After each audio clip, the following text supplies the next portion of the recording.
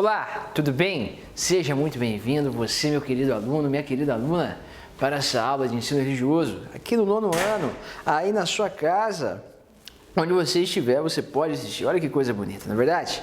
Finalmente chegamos no capítulo 11. Capítulo 9, para quem não lembra, nós vimos aquele 8 remédios que a natureza proporciona para mim e para você gratuitamente, sem contraindicação, sem efeitos colaterais e que vai potencializar a nossa saúde, vai prevenir não só a saúde física, mas a saúde mental e também a saúde espiritual. É 3 em 1, tá certo?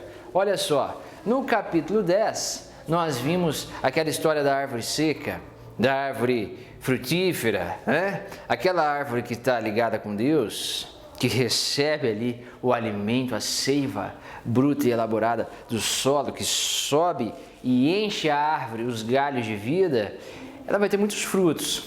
A árvore que está desconectada da seiva, ela vai estar perdida, ela vai estar ali seca. Não vai servir para muita coisa, né? Porque nem para a sombra ela vai servir. E você lembra do fruto do Espírito? Que dentro o principal dele era o fruto do amor, não é verdade? Pois é. Agora nós chegamos no capítulo 11. E no capítulo 11 nós vamos falar de algo que talvez já falamos ali no primeiro bimestre, quando ainda nós estávamos nos tempos de aulas presenciais. Se você não se lembra, eu vou recordar. É o seguinte, lembra que eu disse que todo ser humano existe, dentro de todo ser humano, existe a natureza pecaminosa, a natureza carnal. A natureza humana nada mais é do que a natureza que está propensa ou tendenciosa a cometer pecados. Pois é. E eu disse também que para você abafar a sua natureza humana, você precisava da natureza espiritual. Você precisava do Espírito Santo de Deus entrando na sua vida, na sua mente, mudando ali seus pensamentos, sua visão, etc. Bom, se você não lembrava, acabou de lembrar. E se mesmo assim você não entendeu bolhufas nenhuma, nem naquela época e nem agora, não tem problema. Vem com o tio que vai dar tudo certo, tá? Chegamos no capítulo 11, o capítulo 11 vai falar exatamente da natureza humana. Como eu e você somos formados? Bom, você pode dizer que nós somos formados por todos aqueles sistemas que nós vimos na aula do capítulo 9. Sim, aqueles são sistemas físicos, mas sabe que a natureza espiritual ela tem características também, assim como a natureza física. Bom, e a natureza espiritual, a natureza humana, na sua essência, na sua esfera espiritual, ela tem ali duas faces apenas, que é a natureza de pecado e é a natureza semelhante ao nosso Criador. Veja só, todo ser humano foi criado à imagem e semelhança de Deus. O que isso significa? Significa que eu e você, nós nos parecemos, pode ser pouco, pode ser muito, mas mesmo que seja muito pouco, nós ainda nos parecemos com Deus, com o nosso Criador. E em que nós nos parecemos com Ele? Bom, em muitas coisas, não só na aparência física, mas também nós nos parecemos com Ele em algumas coisas do caráter que temos. Você entende essa palavra caráter que eu quero dizer, né? Caráter, aquelas coisas que são talvez abstratas, mas é o que nos forma, quem nós somos, não é? Muito bem. Então, de um lado, nós temos características do pecado dentro de nós, e outro lado, nós temos características de Deus dentro de nós. E como isso aconteceu? Bom, quando Deus criou Adão e Eva, Ele fez a imagem e semelhança dele, só com coisas boas. No entanto, quando Adão e Eva abriu as portas dessa terra para Satanás entrar, dentro do DNA do ser humano foi introduzido, foi colocado, não o coronavírus, não, mas foi colocado o pecado. Pois é, e isso é o que chamamos de natureza humana, natureza carnal, natureza pecaminosa. Então, bom, mas o ser humano ele não é de todo terrível, não. Porque ele também foi criado à imagem e semelhança de Deus. Então você está querendo dizer, professor, que eu e você nós temos aí o lado bom e o lado ruim? Não, não é bem assim. Nós somos naturalmente propensos a fazer coisas erradas. Mas pela graça de Deus e pelo Espírito Santo na nossa vida, nós ainda conseguimos fazer algumas coisas boas. Entende isso? É pela força de Cristo.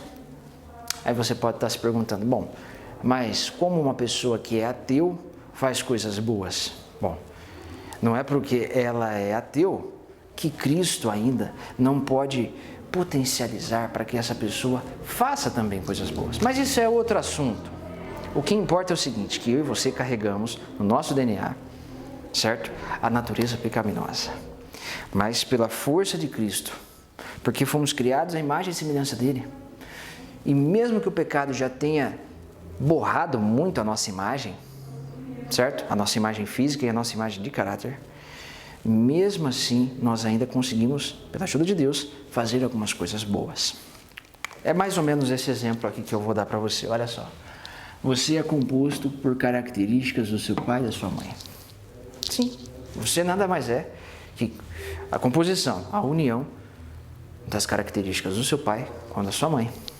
Em todo ser humano assim. Então, poderíamos talvez dizer que todo ser humano tem naturalmente características do pai e da mãe, e não só isso, tem também características do pecado. Pois é. E aí, como fomos criados à imagem e semelhança de Deus, e de alguma maneira Deus tenta trabalhar na vida das pessoas, acontece que nós ainda também temos o lado espiritual, tá certo? O lado espiritual. Eu estou indo devagarzinho para não ficar difícil para a sua vida. Mas professor, toda essa história que você está falando, o que significa para a minha vida? Significa o seguinte, vem comigo que eu quero te explicar isso. Ó. A Bíblia nos dá aqui ideias de como isso acontece, quer ver? Eu vou começar lendo para você o livro de Romanos, que foi escrito por Paulo, aquele que inspirou o nome da cidade de São Paulo, por exemplo. Paulo, é exatamente ele. No capítulo 7, no verso 15 até o verso 20, diz assim, olha só. Eu não entendo o que faço, pois eu não faço aquilo que eu gostaria de fazer. Pelo contrário, eu faço justamente aquilo que eu odeio. E se faço o que não quero, isso prova que reconheço que a lei diz o que é certo. E isso mostra que, de fato, já não sou eu quem faz isso, mas o pecado que vive em mim é que faz. Pois eu sei que aquilo que é bom não vive em mim, isso é, na minha natureza humana. Porque, mesmo tendo dentro de mim a vontade de fazer o bem, eu não consigo fazer o bem. Pois eu não faço o bem que eu quero fazer. Mas justamente o mal que eu não quero fazer, é isso que eu acabo fazendo. E se faço o que não quero, já não sou eu que estou fazendo isso, mas é o pecado que vive dentro de mim. Vocês entenderam isso? Olha só, você entendeu isso? Preste muita atenção. Paulo disse que ele queria fazer coisas boas, mas ele não conseguia, ele só fazia coisas erradas, porque dentro dele morava o pecado. Pois é assim que aconteceu. Quando Adão e Eva comeram fruto, o pecado entrou no DNA do ser humano. Todo mundo já nasce assim, não tem como fugir. Nasceu nesse mundo de pecado, nasceu em pecado, tá certo? A pessoa mais santa que você conhece, imagina ela também é uma pecadora, sim, porque ela nasceu com isso. E não tem como se livrar disso de uma vez por todas. Ainda não tem como. Mas logo chegará a vacina. E eu não estou falando da vacina do Covid, não. Estou falando da vacina contra o pecado, tá? Calma lá, nós já vamos chegar. Bom, agora nós precisamos ler outra coisa, que é aquilo que está em 1 Coríntios. E 1 Coríntios também foi escrito por Paulo, o mesmo que escreveu isso que agora acabamos de ler em Romanos, tá bom? Olha só, eu vou abrir a Bíblia aqui para você, no capítulo 6, nesses versos que estão aqui, ó, do 9 ao 12, tá bom? Olha assim, vocês sabem que os maus não terão parte no reino de Deus. Mas quem são os maus?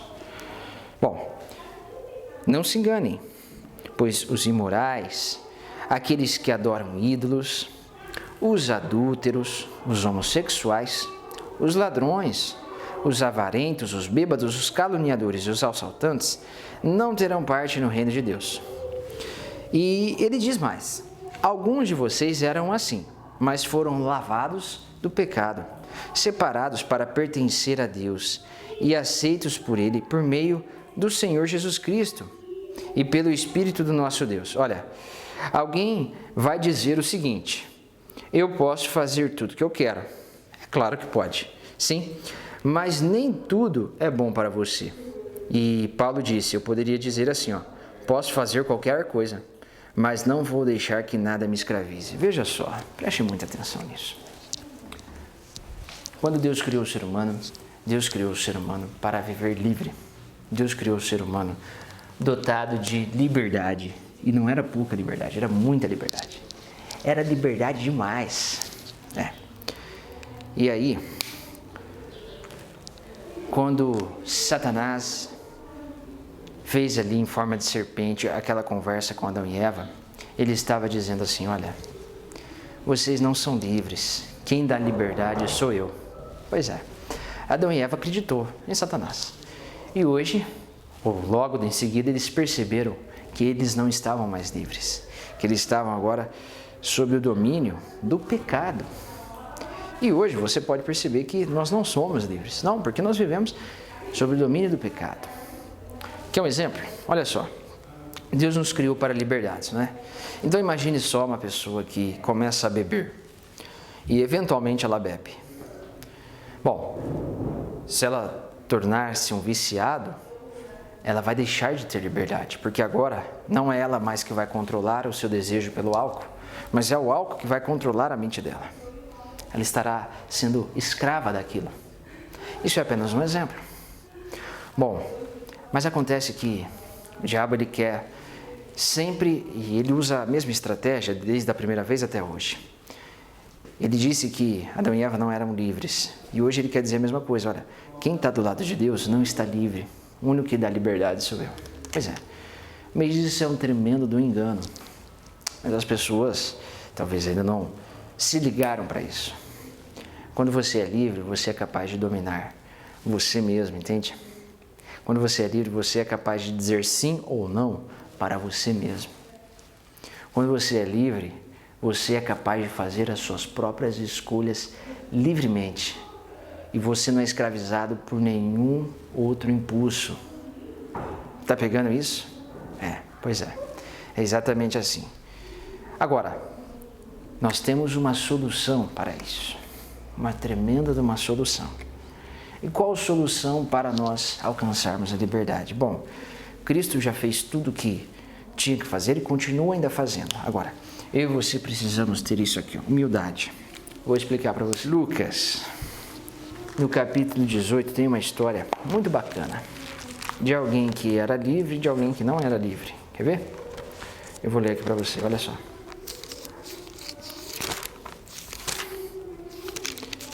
Nós vamos aqui para o capítulo 18 e nós vamos ler do verso 9 até o verso 14, ok? Olha só, Jesus contou certa vez uma história e dizia o seguinte: 2 homens foram ao templo para orar. Um era fariseu, podemos dizer que o fariseu era muito santo, e o outro era cobrador de impostos. Podemos dizer que talvez aqui o cobrador de impostos era espécie de um ladrão. O fariseu, aquele que era muito santo, ficou de pé e orou sozinho, dizendo assim: Ah, Deus, eu te agradeço porque eu não sou avarento, nem desonesto, nem imoral como as outras pessoas. E agradeço também porque não sou como esse cobrador de impostos que está aí do lado. Eu jejuo 2 vezes por semana e te dou a 10ª parte de todas as coisas que eu ganho. Mas aí, o cobrador de impostos ficou lá de longe e nem levantava o rosto para o céu. Ele batia no peito e dizia: Ó Deus, tem pena de mim, pois eu sou um tremendo pecador. Então, Jesus terminou a história dizendo o seguinte: Eu afirmo para vocês que o cobrador de impostos, e não o fariseu, esse sim voltou para casa em paz com Deus. Porque aquele que se engrandece será humilhado, mas quem se humilha será engrandecido. Então, galera, facinho. Em nome de Jesus, eu e você precisamos reconhecer que somos pecadores, que sem Cristo nós estamos perdidos. E por melhor que sejam as coisas que fazemos, por mais bonitas que sejam as nossas obras, por mais lindas que sejam as nossas ações, tudo isso de nada vale se nós não tivermos Cristo, tá certo?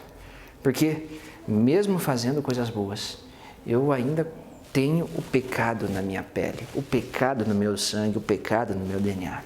Pois é. Lembra que eu falei da vacina? Então, a vacina, sabe qual é? O sangue de Jesus, que nos lava. A vacina, sabe qual é? A volta de Jesus, que vai destruir o mal, que vai nos levar para morar no céu com Ele.